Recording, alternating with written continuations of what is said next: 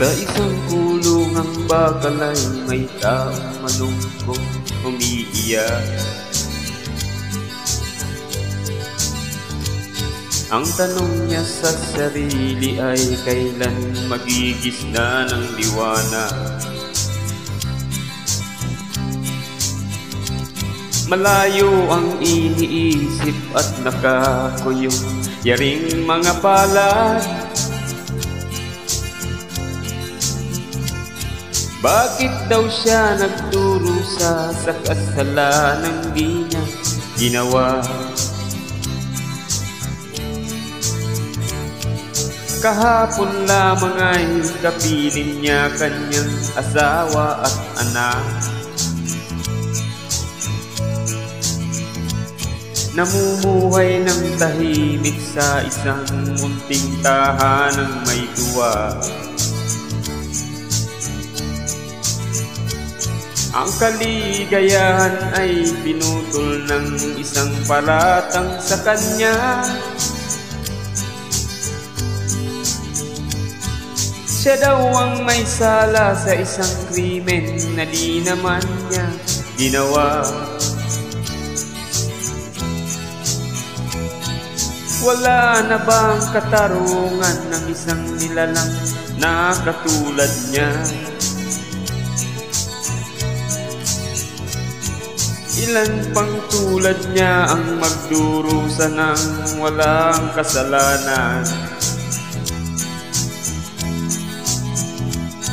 Di ba't ang batas natin pantay-pantay, walang mahirap mayaman?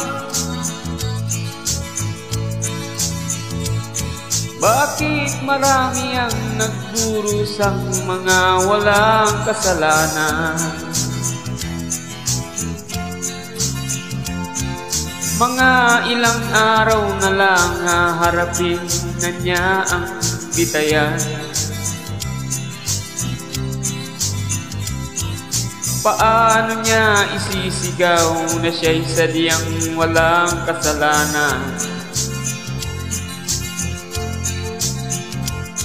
Tanging ang Diyos lamang ang siyang saksi at siyang nakakaalam. Diyos na rin ang siyang bahalang maningil kung sinong may kasalanan. Dumating na ang araw, haharapin na niya kanyang kamatayan. Sa isang upo ang bakal na kay dami ng buhay na inutang. O ang batas ng tao kung minsan ay di mo maintindihan. Ilan pang tulad niya ang magdurusa ng walang kasalanan?